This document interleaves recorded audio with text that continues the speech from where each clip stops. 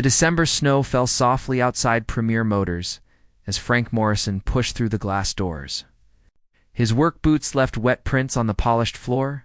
His orange safety jacket was stained with grease and dirt from the construction site where he had spent the last 12 hours pouring concrete. He was tired but determined. Frank had one purpose today. His daughter Emily was turning 23 next week. She had been taking 2 buses to reach the hospital where she worked as a nurse. The journey took nearly 2 hours each way. Frank had watched her leave before dawn and return after dark for months now. He had saved every extra dollar he could. Today he would change that. The showroom was bright and warm. Luxury cars gleamed under the lights. Frank walked slowly past them until he found what he was looking for. A white sedan sat in the center of the floor. It was practical and reliable. Perfect for Emily. A young saleswoman named Rachel approached him. She wore a black suit and carried a tablet. Behind her, several other staff members stood in a group near the back wall. They watched Frank with curious expressions. Rachel smiled politely. "Good afternoon, sir. Can I help you find something?" "Yes, ma'am. I want to buy that white car there. The one with the good safety ratings." Rachel glanced at her colleagues. One of them smirked. Another whispered something Frank could not hear. They were judging him. His clothes were dirty. His hands were rough and calloused. He did not look like their typical customer. "That model starts at $38,000, sir. Would you like to see our financing options?" Frank shook his head. "No financing needed. I am paying cash today." The room went quiet. Then one of the salesmen in the back laughed. It was not a kind sound. 2 others joined in. They thought this was some kind of joke. A construction worker paying cash for a car? Impossible. Rachel's smile tightened. "Sir, perhaps we should discuss your budget first. We have some very nice used vehicles that might be more appropriate." "I said I want that white sedan." "And I said, I am paying cash." Frank reached into his canvas bag, the one he carried his lunch in every day. He pulled out a worn cloth sack and set it on the desk with a heavy thud.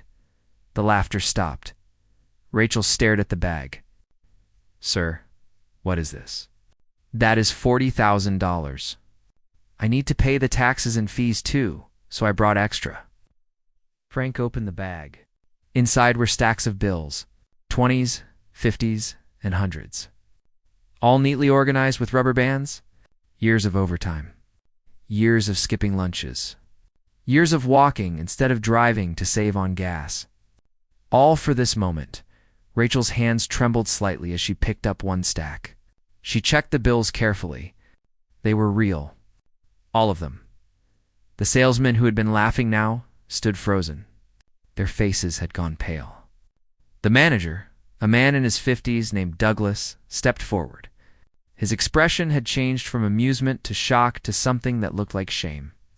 "Sir, I apologize for the behavior of my staff. Let me personally help you with this purchase." Frank looked at him steadily. "Your people laughed at me. They thought I was not good enough to be here. But I have worked hard my whole life.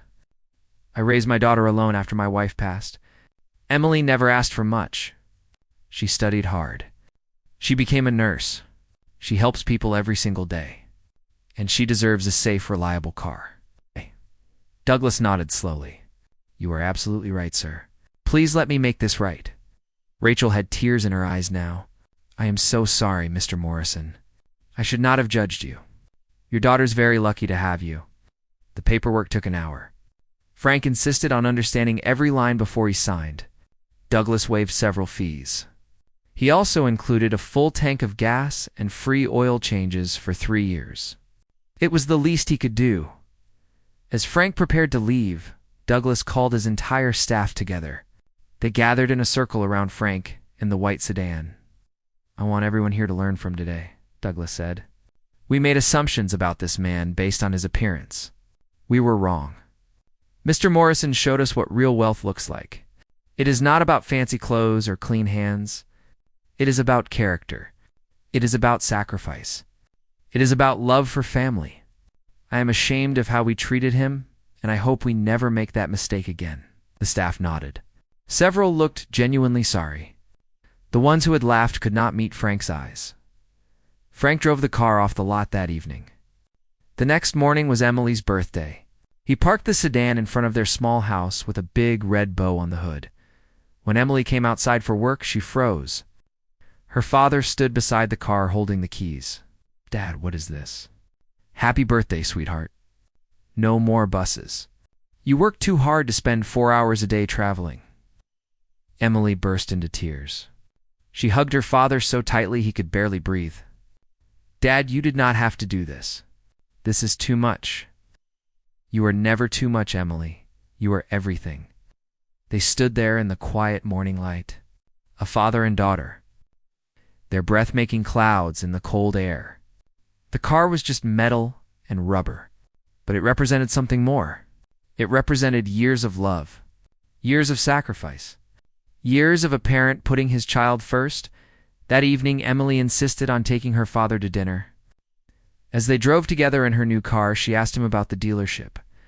Frank told her about the laughter, about the judgment, about how Douglas had made his staff apologize. Emily was quiet for a long moment. "Dad, I am sorry you had to go through that." Frank shook his head. "Do not be sorry. It taught them something. Maybe next time someone walks in looking like they do not belong, they will remember. Maybe they will treat that person with respect. That is worth more than any apology." As Christmas approached, Frank returned to his routine. Early mornings, long days, hard work, but now he watched Emily drive away each morning in her white sedan. She was safe. She was comfortable. That was all that mattered. The story of what happened at Premier Motors spread through town. People talked about the construction worker who paid cash, about the staff who learned a hard lesson, about the dignity of hard work and the power of a father's love. Sometimes the greatest gifts are not wrapped in paper. Sometimes they are wrapped in years of sacrifice. In calloused hands, in a worn canvas bag filled with hope, Frank Morrison never forgot that day. Neither did the people at Premier Motors. But most importantly, neither did Emily. She kept a photo of her father standing beside her car on her dashboard, a reminder that she came from strength, from dedication, from love. If this story touched your heart, please take a moment to like, share, and subscribe. Leave a comment below telling us about a time someone showed you unexpected kindness or made a sacrifice for you. Your stories inspire us to keep sharing these moments of human connection.